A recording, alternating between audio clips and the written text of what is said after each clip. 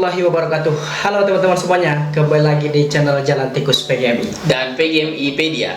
Oh. Nah, yang menjadi pertanyaan yang sangat penting untuk ditanyakan ya, mungkin teman-teman juga bertanya, ya, kenapa Buya lebih memilih untuk kuliah dari tahun 2017 sampai sekarang? Iya. Sedangkan banyak dari teman-teman kita yang lebih memilih untuk langsung bekerja. Nah, jadi sebenarnya apa yang menjadi alasan kuat kenapa Buya harus kuliah, dan mungkin juga nanti motivasi bagi teman-teman yang lain kenapa pendidikan itu penting seperti itu. Baik, saya jawab ya menurut saya ingat tuh jawaban dari dosen saya waktu di kuliah S1. Ya. Beliau namanya Bapak Safarudin MPD. Mungkin mau menyapa dulu ya. Halo mungkin Pak Safarudin. Halo Pak Safarudin. Nah, beliau ini, Bapak ini adalah dosen dari Universitas Negeri Padang. Iya. Jadi bukan dosen tetap di Universitas Muhammadiyah DLB Padang. ya? Iya, dosen dari luar ya. Iya. Beliau menyampaikan begini, teman-teman mahasiswa.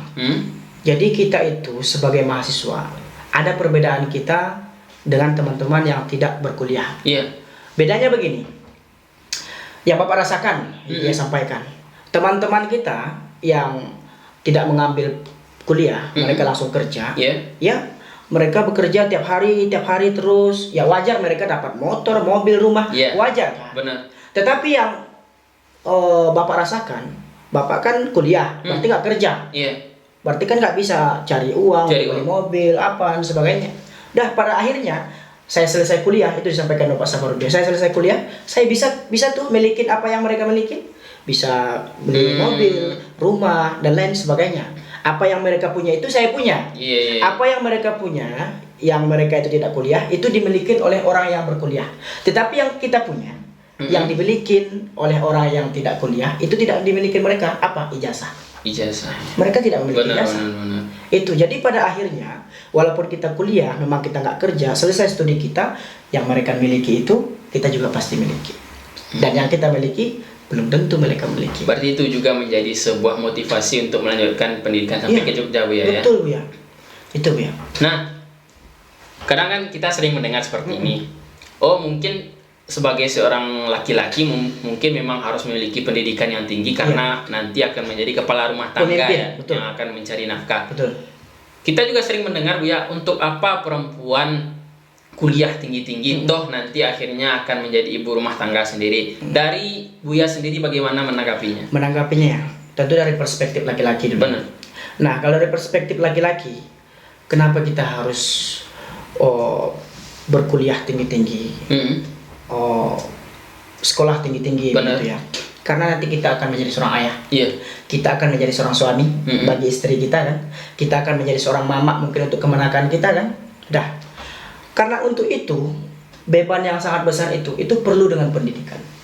Karena nanti kita bisa dengan pendidikan ini kita bisa mengarahkan mereka, anak kita, dan misalnya kecil kita suruh untuk sholat, kita suruh untuk belajar, ya kan, kita suruh untuk attitude yang baik, bagaimana cara sopan santun, tata krama yang baik, begitu. Karena tanggung jawab itu besar. Karena saya lihat orang-orang yang tidak mementingkan pendidikan itu kayak hidupnya itu biasa aja. Kalau saya lihat ya filsafat dari Buya Hamka, kalau hidup hanya sekedar hidup, monyet di hutan pun hidup dia. Benar. Kalau kerja itu hanya sebatas kerja, kerbau juga kerja. Benar. Iya kan? Jadi kita ini hidup, ya ada pertanggungjawaban kita sama Allah kan, dan juga sama malaikat. Para malaikat dan rasulnya kan melihat apa yang kita kerjakan. Nah itu ya, saya melihat hidup ini cuma satu kali, maka jadikanlah hidup yang satu kali ini berarti. Itu Buya saya. Kalau Buya bagaimana? Maksudnya Buya itu harus kuliah tinggi-tinggi gitu. Untuk apa? Apa tujuan Buya? Pertanyaannya sangat menarik ya. Kenapa harus kuliah tinggi-tinggi? Ya.